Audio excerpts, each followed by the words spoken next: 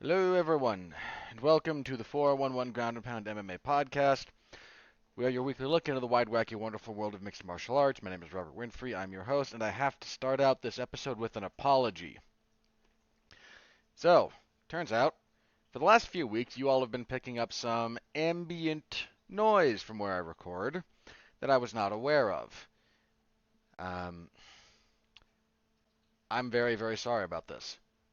Uh, Turns out, I'm not going to go into full details here, but a couple of friends of mine who listen to the show asked me about it, and I double checked, went back and listened to some stuff, and oi, you guys, yeah, you picked up some stuff. Now, so you understand what happened.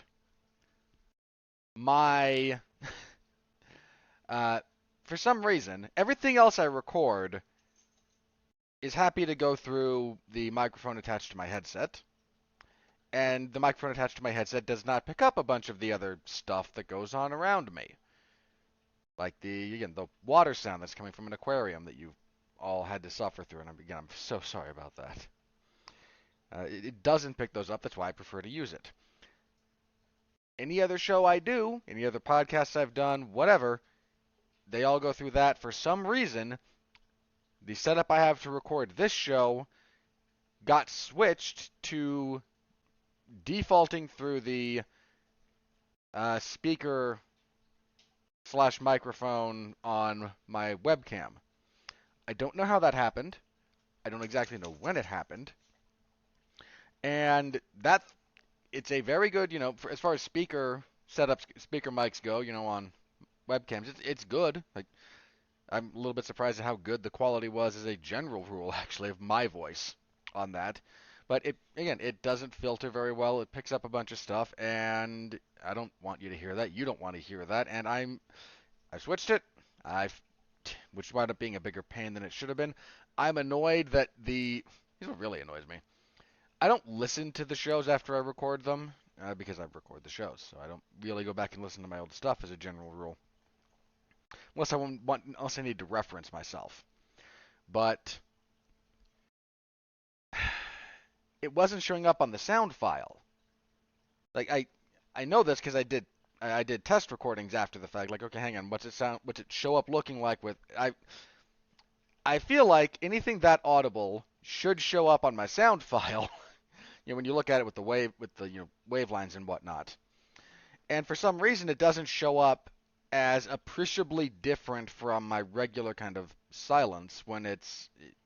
So I'm annoyed with a couple of things that I've been doing, and all I can do for you people is apologize again profusely. I am so, so sorry.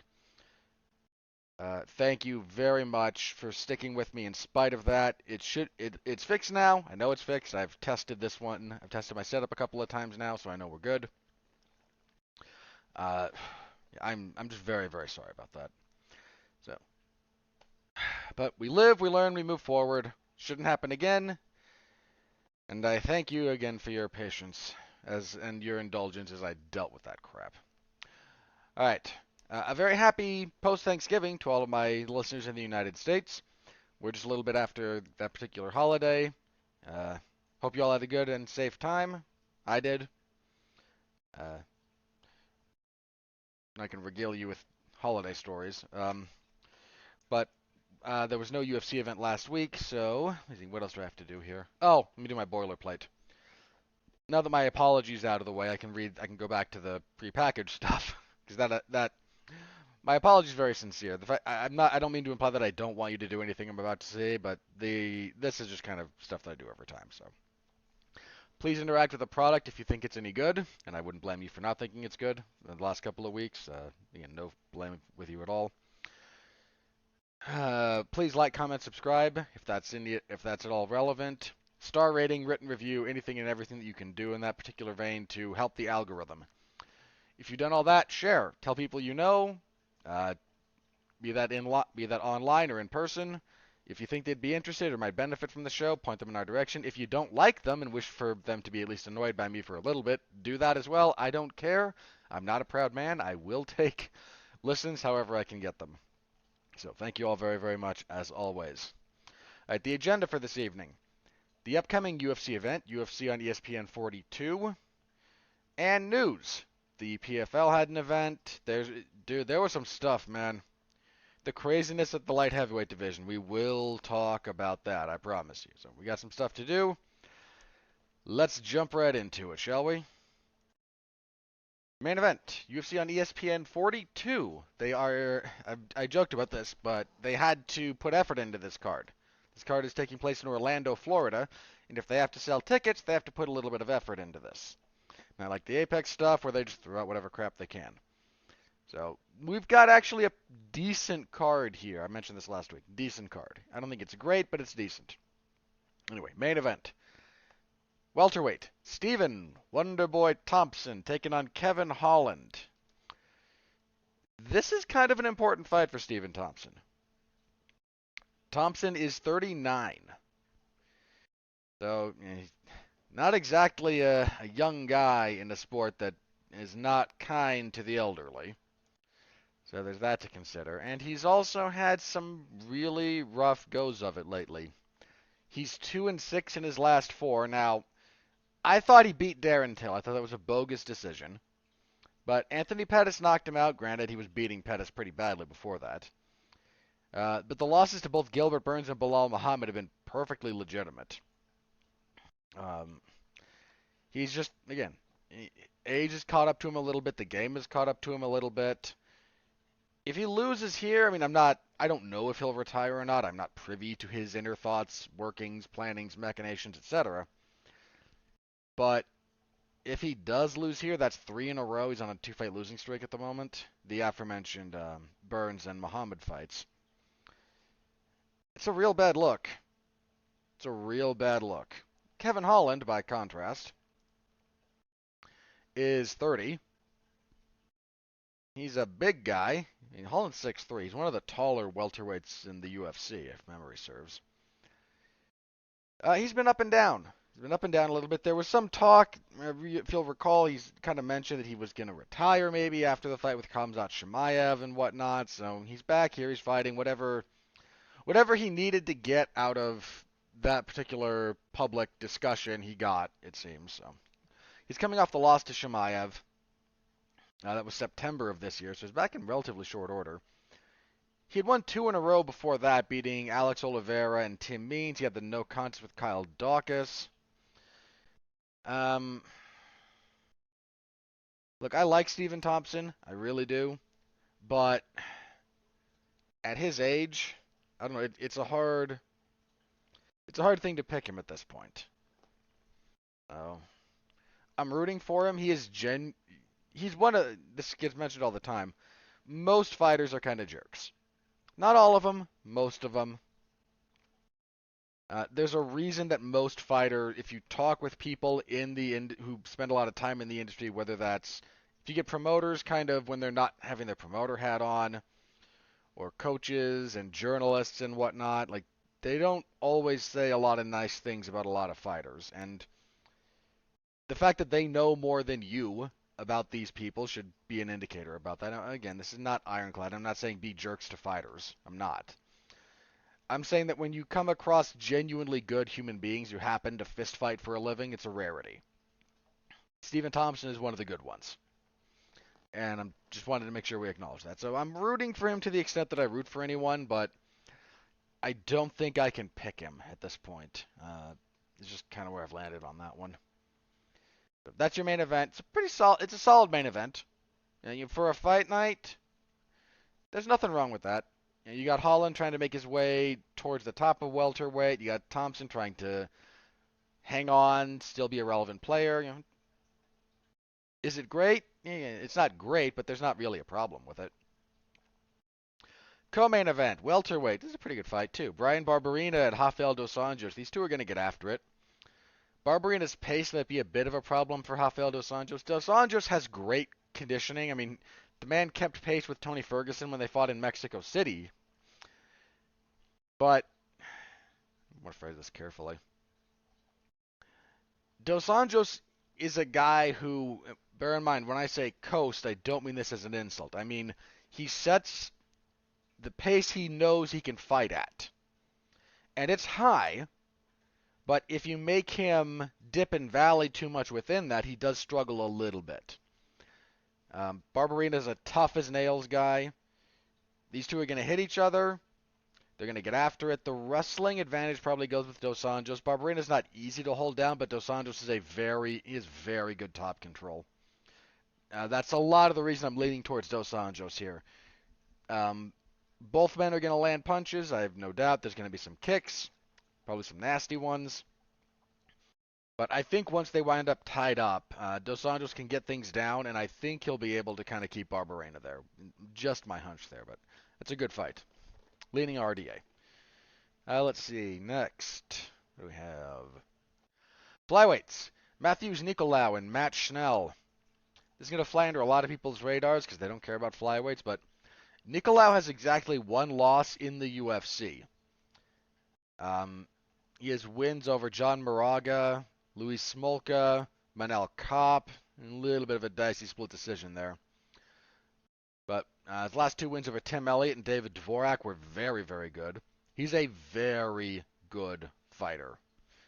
And Matt Schnell is also a very good fighter. Schnell's a little bit more up and down because he fights a lot more. He choked out Sumu Darji back in July. That was a crazy fight. Had a crazy fight with Brandon Royval before that. You remember that one? They're both badly rocked, and he had Royval in all kinds of trouble, and then Royval comes back and gets that guillotine. It was not like Schnell always has good fights. I can't think of a bad Matt Schnell fight. Sorry, not Jordan. Can't think of a bad Matt Schnell fight. My hunch is Nicolau here. I think he's a little bit more he has momentum. I think he's a little bit more in the ascendancy. Schnell's been around for a long time. You guys may not remember this, but he was on an MTV show, a reality series called Caged, way back in like 2012, so over a decade ago. I mean, Schnell fought. Yeah, his debut was 2012. So he's been fighting over 10 years. And he's, how old is he? He's only 32 though, but jeez. There's some miles on that guy. I'm gonna lean towards Nicolau, but that fight's probably gonna be good. Heavyweights, because why? Tai Tuivasa and Sergey Pavlovich. Tuivasa coming off of that tough setback against Cyril Gane, where, he was down 2 rounds and he finally hit Gane somewhat clean. Dropped Gane, Gane got back up, and then proceeded to resume torturing him with body work en route to the stoppage. But he was on a good winning streak before that, all of them finishes. He's a dangerous guy to fight. Pavlovich, I think his only loss is to, Overeem. That was his UFC debut, actually. Well, which says a lot, man. If your UFC debut is against Alistair Overeem, that says a lot. And he came up short there. Since then, 4 in a row, 4 first-round stoppages. Last one over Derek Lewis. Lewis didn't like that stoppage. Honestly, the way he stopped Shamil Abdurakhimov, I think, was a little bit more impressive in some because Abdurakhimov is just hard to get out of there. Like, not impossible, but it's hard to stop him. Let's see. So, as long as this doesn't go long, I think we'll be in for something at least watchable. I mean, I joke about heavyweights because it's true, but I'm going to lean towards Pavlovich here, actually, which is probably very stupid of me, for the record. Not encouraging you to agree with me on this one, but I don't know. No, you know what? Hang on. Let me retract that. If Pavlovich is not saying that Pavlovich can't win this, but he's a bit of a headhunter. Headhunting Tai Tuivasa is not a great idea. You have to break him down, and he doesn't like body work. You have to put some effort into that. And once you get him hurt, you kill the head, you kill the body, the head follows, right? But you can't really headhunt Tai Tuivasa. That tends to go badly for people. I'm not going to be shocked if Pavlovich wins. He's a big guy. He's got power. He's got fast hands. But I think there's kind of a general strategic element that favors Tuivasa here, in that Tuivasa is a bit of a wild man. and he's durable enough to take the one punch, or even the two punches. Like, you've got to, if you want to beat Taito Iwasa, like I said, you have to break him down. You can't just go out there and one punch the guy. So I'm gonna lean towards Tuivasa, actually. I thought about that a little bit more, but hopefully it doesn't last long. That's my big hope for that one. And kicking off the main card in our OY category, Eric Anders is here to fight Kyle Daukaus. Anders is 1-3 with a no contest in his last 6 fights, or 5 fights rather. Excuse me, math was wrong. He's on a 2-fight losing streak. Now, one of those was Andre Muniz, who is very, very good. The other was Jun Young Park, who is not bad, but it's the Iron Turtle, right? Yeah, the Iron Turtle. Love that. Look, I enjoy that guy's fights, but I'm not under any illusion about, who he is and what he does and whatnot. So, man, that split decision loss to Lyoto Machida seems to have really kind of did a number on Anders. And I thought he won that fight, for the record. I thought he kind of got hosed up by the judges there. Kyle Daukaus, he's had a rough go of it. He had that. His debut was against Brendan Allen, which is a tough draw. Lost to Phil Hawes. He had what was originally a win over Kevin Holland turned to a no contest because they banged heads. He beats Jamie Pickett. Not terribly surprising. Pickett, I don't know Pickett's UFC caliber. Got stopped by Roman Dolidze in his last fight. I don't know. I can't in good. You can't feel confident picking either way in this one just because of who's involved. But I'm going to lean towards Anders, I think. At the moment, that's the main card. However, we had a fight that I might wind up on the main card. We were supposed to get Jack Hermansson and Derek Brunson for this fight. Derek Brunson withdrew, some kind of injury. He was replaced by Roman Dolidze. So I would assume that Jack Hermansson versus Roman Dolidze is on the main card of this event. That's an assumption. So I'm going to talk about it here. I don't have anything against Jack Hermansson, but been real up and down. He's coming off a win. He beat Chris Curtis via weird decision. The decision was not weird. He rightfully won the fight. The fight was weird. Whereas Dolidze finished his last 2 fights. He's knocked out both Kyle Daukaus and Phil Hawes. It's a big step up for him, though. I mean, Hermansson is better than everyone he's fought. Yeah, by a pretty significant margin.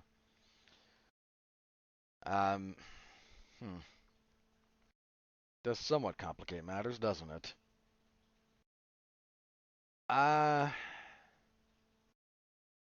Let's go with Dolidze. I might be very wrong here. Might be very, very wrong, but I don't know. Hermansson seems to have topped out. Now, where he is topped out at might still be good enough to beat Roman Dolidze. Let's be very clear about that. But I think we've kind of seen the best of Hermansson, and I don't know that we've seen the best of Dolidze yet. So I assume that's the main card. I'll get to the prelims in just a second, but main card, be covering that in the MMA Zone of 411mania.com per usual, as well as all the prelims. So let's move on to the prelims real fast. So, prelims. Nico Price versus Philip Rowe. How do I feel about this? I mean, it's Nico Price, the kind of living embodiment of Florida man. I say that with respect, but you know I'm right. He's been out of action for a bit. Yeah, he's been out for over a year. What happened? I know it's some kind of an injury. He beat Alex Oliveira October of last year, so yeah, been out for a while. Lost to Michel Pereira before that. Had the weird fight with Dom Cerrone that was originally a draw, then a no contest. He lost to Vicente Luque. Luque busted him up. That was a doctor stoppage. So the layoff's a little bit of a thing. Rowe, on the other hand, Rowe's been a bit weird. Lost to Gabriel Green in his UFC debut. Since then, he's beat Orion Cosey and Jason Witt. He missed weight for the Cosey fight. I'm going to pick Price here and just acknowledge that Price is a very volatile, very up and down kind of fighter, so I have no real confidence in that, but Roe's he's been distinctly unimpressive thus far. I mean, now that's a bit unfair. He's got a couple because the weight miss against Orion Kosi that holds a pretty big cloud over that fight. The Jason Witt win was solid. It was a really nice finishing sequence he put together. So let me walk that back just a little bit. I don't mean to be dismissive of him, but more familiar with Price, and this is kind of a step up for Rowe. One you could argue he earned, and I wouldn't disagree with you. So I'm gonna lean towards Price. Women's strawweight. Oh God, Angela Hill and Emily Ducote. Can we just stop with Angela Hill fights, please? They're all the same. Look, you know I'm right. Don't give me that. I've seen every Angela Hill fight in the UFC. Most of her I saw her Invicta run. Understand, this woman debuted in the UFC for her second professional fight, which I covered. Covered her loss in the center route. I watched her. I think I covered at least one of those Invicta events she fought on, because Cyborg was on it. I watched the others. I've covered every fight of. Legitimately, the only Angela Hill fight I have not seen was her professional debut. I have seen every other time this woman has fought in the cage. And been on the wrong end of some weird decisions on occasion. Yeah, she's benefited from a couple of decisions that were a little bit wonky. But yeah, I don't know. I don't quite know what we're doing here anymore. As a person, she's got a very bright personality. She does a good job on the analyst desk. I'm not knocking her in that respect. But if your fights have looked the same for the last, 8 years, give or take, I do kind of question what we're doing here. Anyway, she's fighting Emily Ducote.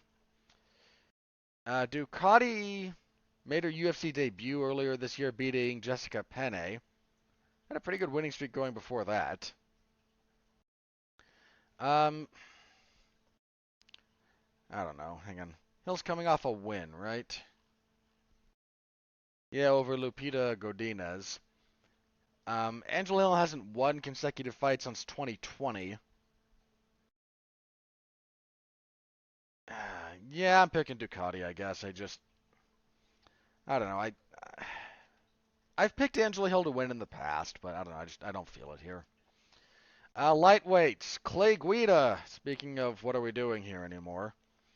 Clay Guida. He's fighting Scott Holtzman. I don't pick Clay Guida to win fights at this point. He is 40, fighting at lightweight. Um, that fight with Leonardo Santos, that fight probably should have been stopped when Santos was, dropping him in the first round before he just kind of persevered and got Santos in the second. Coming off the loss to Claudio Puelles. Scott Holtzman is also pretty good. He's on a tough streak at the moment. He got knocked out by Beneil Dariush and then immediately fought not immediately, but his next fight was against Mateusz Gamrot. So two of the 10 best lightweights in the UFC, if not the world, right there. I imagine he's still got more than enough to beat Clay Guida. Just a hunch. Lightweight, Michael Johnson, Mark Jacasey. What the heck are we doing? Here's the only question about Mark Jacasey. Does he come out with the knee sleeves on? If he comes out with the knee sleeves on, he's going to wrestle. Look, Michael Johnson, he's got fast hands and he's got power, and for about 3 minutes, he's a very, very dangerous guy to fight. He's got wins over some very good guys who you would not expect him to have wins over, even in some cases. He's not an easy guy to fight. He's also got one win in his last, 6 fights? Hang on. So he got knocked out by Emmett. He was winning that fight, too, before that third round. He got knocked out. Lost to Stevie Ray. Lost to Thiago Moises. Lost to Clay Guida. He loses to Clay Guida in 2021. That's a real problem. Beats Alan Patrick. Loses to Jamie Malarkey. Yeah, so in 6 fights. On the other hand, we have Mark Jacasey, who came into the UFC and was touted as this crushing, dynamic, powerful striker. Amazing how many guys start that way in the regional scene, and they get to the UFC, they can't run people over, and they learn to wrestle. That guy hasn't finished. You want to know how many people he has finished in the UFC? Your big dynamic power striker that you brought in? He's finished 2. He debuted for the UFC in 2016. He has how many UFC fights? 1, 2, 3, 4, 5, 6, 7, 8, 9, 10, 11, 12? Yeah. 2 finishes. His debut, where he stopped Łukasz Sawecki, and then a fight after that, he knocked out Timu Pakalin. Since then, decision that he lost. Submitted by Dan Hooker, lost a decision, won a decision, won a decision, lost a decision, got submitted, won a decision, won a decision. He's going to come out, he's going to wrestle Michael Johnson, he's probably going to beat him that way. So I guess I'm picking Jacasey, but that fight's probably going to suck. Featherweights, Darren Elkins, still hanging around. There's a lot of old guys here. I mean, I say old for the UFC. There's a lot of veteran fighters here. I'll phrase it more kindly. Mr. Elkins beat Tristan Connolly his last time out. He got beat the crap down by Cub Swanson before that, though. He's fighting Jonathan Pierce. Pierce only has 1 loss in the UFC. His debut was up at lightweight on short notice against Joe Lozon. This is a big step up for Pierce. This is a pretty big step up, actually. His other fights in the UFC after the Lozon fight: Kai Kamaka, Omar Morales, Christian Rodriguez, and Makwan Amir Khan. We can joke about Darren Elkins' fighting style and his terrible tattoos, but he's a much more proven commodity than everyone else that Pierce has fought. I'm gonna pick Pierce still, but because look, man, the wheels are gonna fall off of that thing for Darren Elkins. You can't fight the way he fights sustainably. It's just not possible. And I think Pierce has a pretty high ceiling. So now whether or not this winds up just being, a learning experience at the hands of a veteran for Pierce, which happens to a lot of guys, or not, we'll see. But I don't know. I can't say I don't pick Darren Elkins to win here, but I'm not going to pick him in this case. Women's flyweight, Tracy Cortez and Amanda Ribas. Not a terrible fight. Tracy Cortez on a 10-fight winning streak. 4 in the UFC? Yeah. All decisions. She hasn't had a finish since 2018 when she was fighting in Combate. Defeated Karen Cedillo. Anyway, Amanda Ribas was turned back when she tried to stake both the times she's tried to step up in competition. That's gone badly for her. She debuted in the UFC and had a pretty good run. She beats Emily Whitmire, Mackenzie Dern, a little bit of an upset, Randa Marcos, Paige Van Zandt.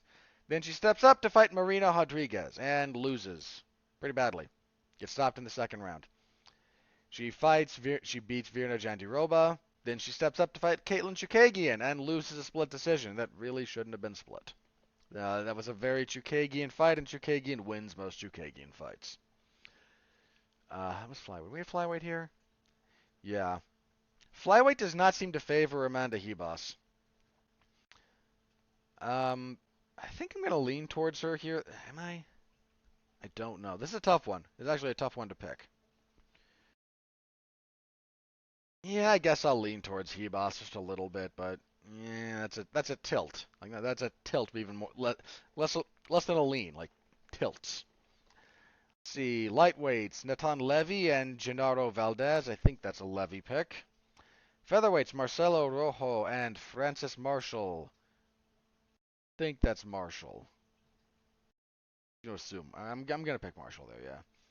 And kicking everything off at strawweight, Yasmin Yarugeri and Estela Nunes.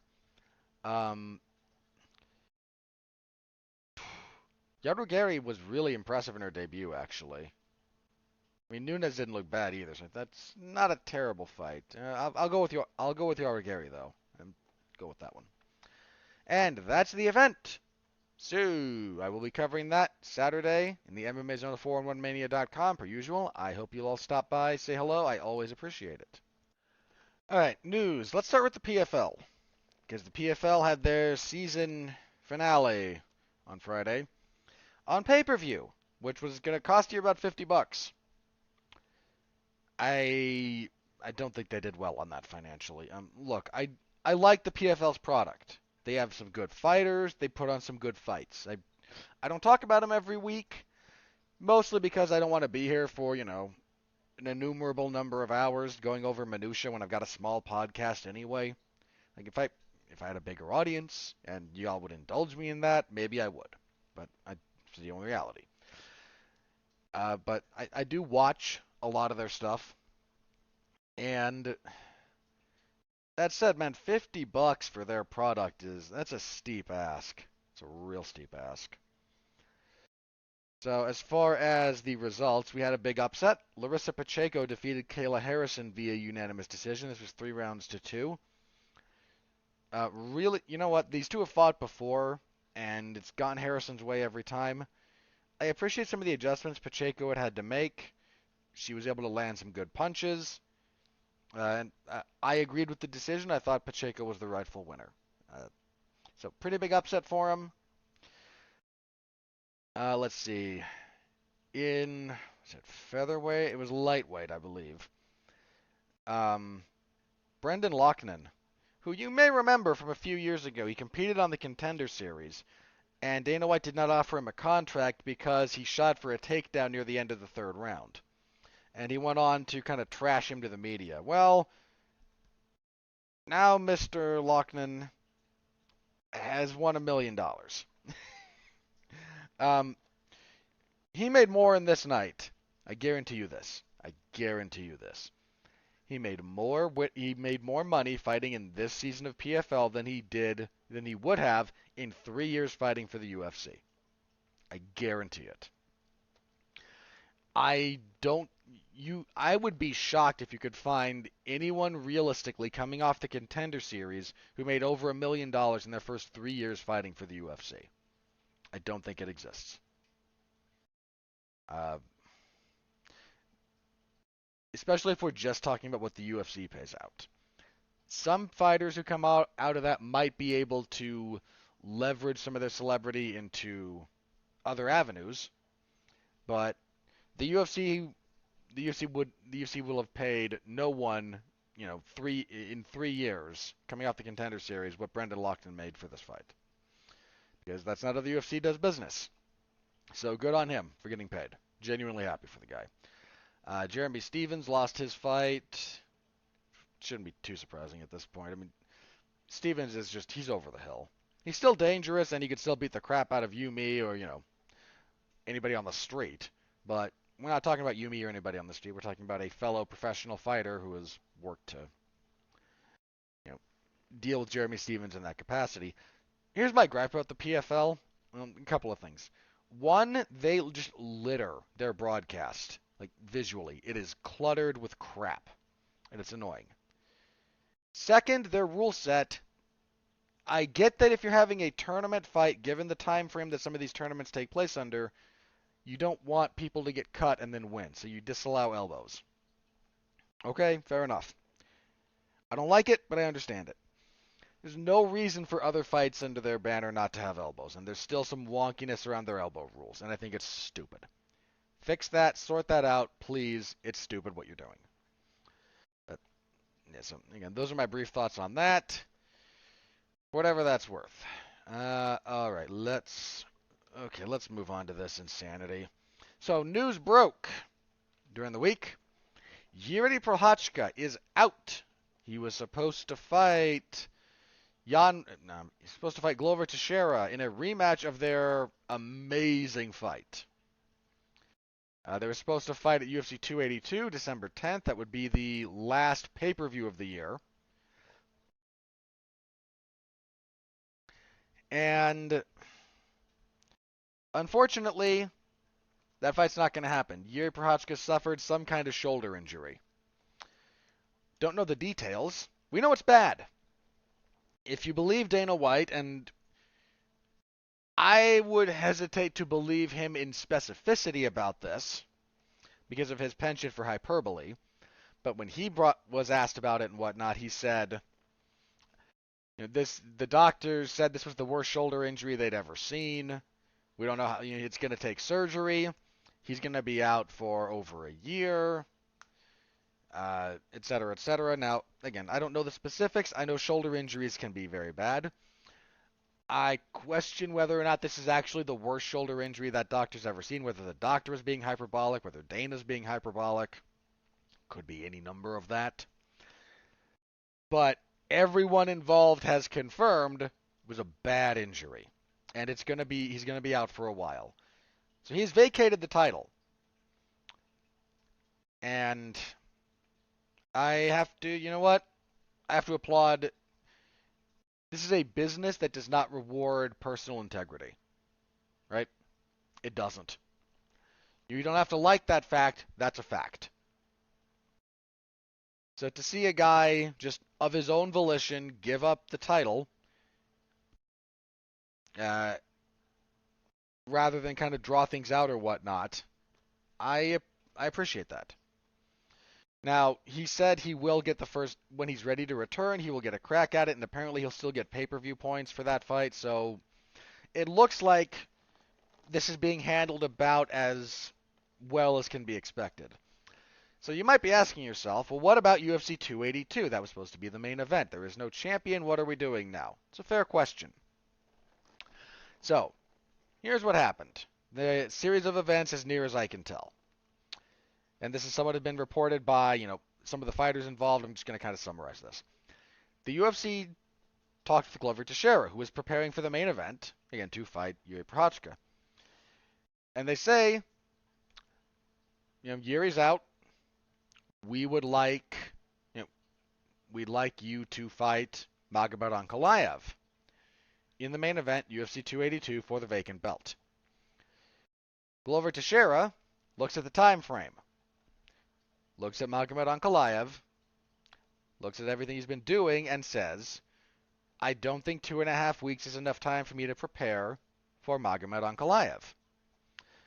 I'm perfectly willing to fight Jan Blachowicz at UFC 282. How about that? The UFC's response is, we think something to the effect of, we think Ankalaev is the guy we want to go with here. And Glover then says, okay, I will fight him at UFC 283 in Rio. That'll give me enough time to prepare. And the UFC's response is, we need a title fight for UFC 282. Now, I understand Glover Teixeira's position here, believe it or not. Look, he's been preparing to fight one guy who's very unique. Yuri Prochazka is he's a fairly unique opponent. There's not a lot of guys who fight like he does. He's a bit of a wild man. He's a bit of an everywhere guy. There's a lot of stuff that Yuri does that takes very specific preparation. Now let's consider Magomed Ankalaev by counterpoint. Ankalaev is normally a southpaw, first of all, which is a big shift. Magomed Ankalaev is maybe the best light heavyweight in the world. I tend to think so. And more importantly, if we just look at fight styles, fight tactics, etc., Ankalaev is about as polar opposite from Yuri Prochazka as you can get. Ankalaev is a technician. He is good everywhere, but he's very by the numbers everywhere. He's very controlled. He fights at distance. He fights in the clinch. But if you look at him, he's very, very good. Again, he's maybe the best guy in the world.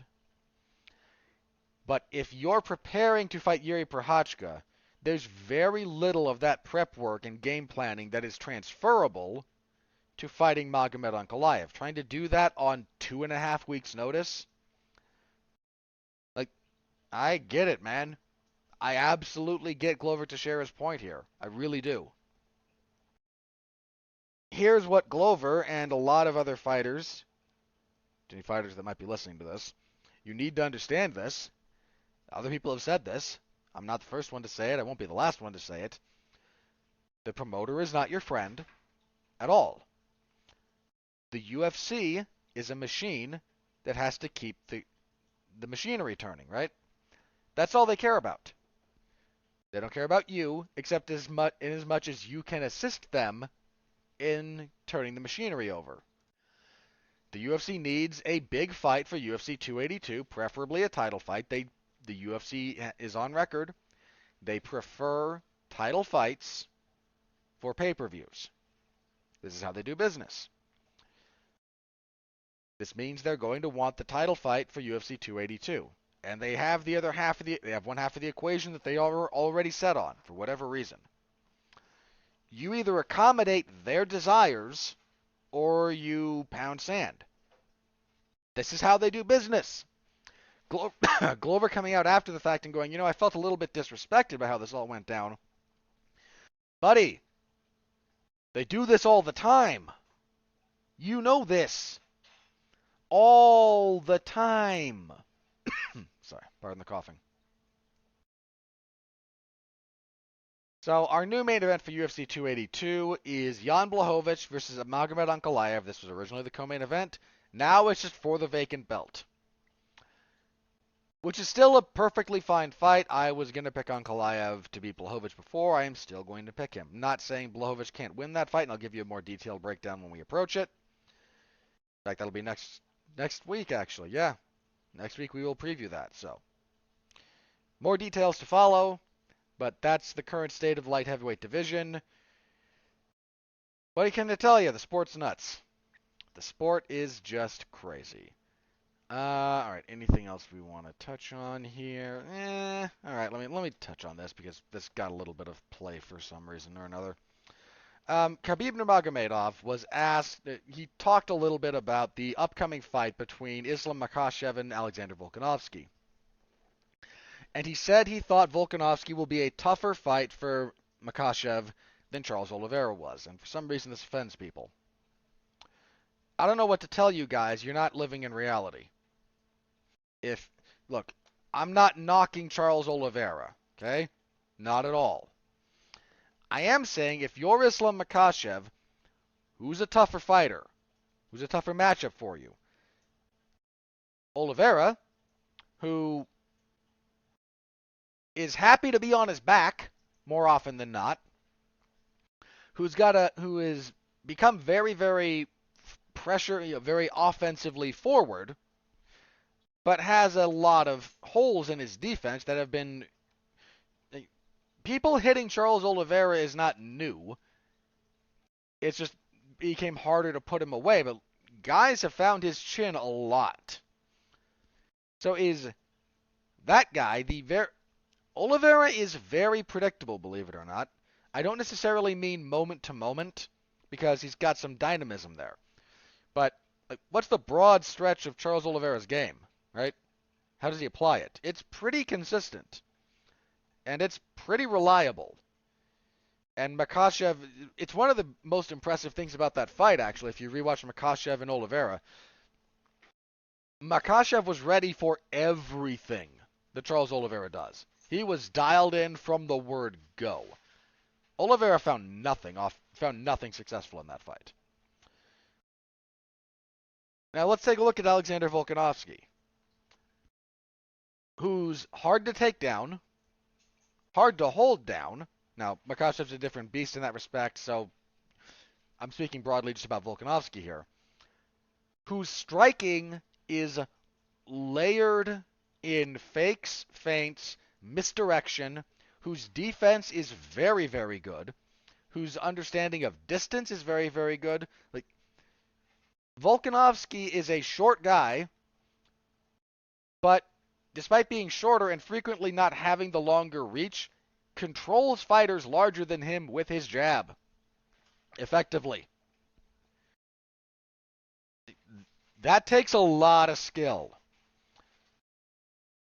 Charles Oliveira is a very good fighter. He's a very exciting fighter. You could argue he got done dirty by the Arizona Athletic Commission, and I wouldn't disagree with you. But if we're talking stylistically, who's a tougher fight for Makhachev? Yeah, it's Volkanovski. Doesn't mean Islam can't win that fight. Doesn't mean he won't win that fight. In fact, I think he might. I've got to really think about that one. But if you're just looking at it on paper, who's the better fighter in general? Volkanovski. Who's the tougher fight for Makhachev in particular? Volkanovski. Volkanovski's not going to charge headlong into Makhachev. He's not going to get taken down when he does. He's not going to get taken down easily. When he does get taken down, he's not going to play guard. It's not what he does. Volkanovski is physically strong. Not that Oliveira is weak, but Volkanovski is physically strong. He's got good power. He's a technical striker. He can fight 5 rounds. Like, Volkanovski being a tougher fight for Makhachev should not have been a controversial take. And again, it's not a slight to Oliveira at all to say that, you know, the pound for pound best fighter in the world is going to be a tougher matchup than Oliveira. Like, again, that should be almost like self-evidently true. Then when you get more granular on it, it's even more true. So, I'm still very much looking forward to that fight, by the way. That I'm a little bit pumped for that one. I hope nothing happens to it. Knock on wood. All right. I think that's everything I had as far as news goes here. Let me check Twitter, see if anything crazy has happened, and if not, we will do plugs and get out of here. Yeah, it doesn't look like crazy MMA stuff is broken on Twitter. I mean, just the usual crap that's going on. You know, if you're repped by Ali Abdelaziz, I suppose you're like contractually mandated to go hang out with Ramzan Kadyrov. Oy. Sorry, that just not gonna go into it here. But yeah, there's some fighters who are doing some stuff that should get a lot of blowback, but probably won't because MMA. Whatever. All right. You can find me covering professional wrestling a few nights a week over in the MMA zone of 411 or the wrestling zone of 411mania.com. Excuse me. AW's Dark Elevation on Monday, MLW on Thursday, WWE SmackDown on Friday. And, of course, the UFC event on Saturday. This, as far as podcasting goes, last week was the review of, what was it? The Menu. Right. That was a pretty good podcast. Myself, Mark Radulich, Alexis Haina, Jason Teasley, and Dorian Price. We got together, we talked about the Menu, then Mark and I talked a little bit of movie financing and business, because of course we do, and you know, all the usual stuff. All right, this week will be a review of the bomb that is Strange World, the latest Disney animated picture, and this thing is cratering on impact. Oh boy, it's not good. It's not looking good. Not good. So, we'll review it. We'll talk about it. A good time will be had by all if you're interested in that. That is over on Damn You Hollywood. Punch that into wherever you're listening to this. You should be able to find that particular podcast. I thank you for your support for this show and any other podcasts I happen to do that you might be enjoying. It means a lot to me. Thank you.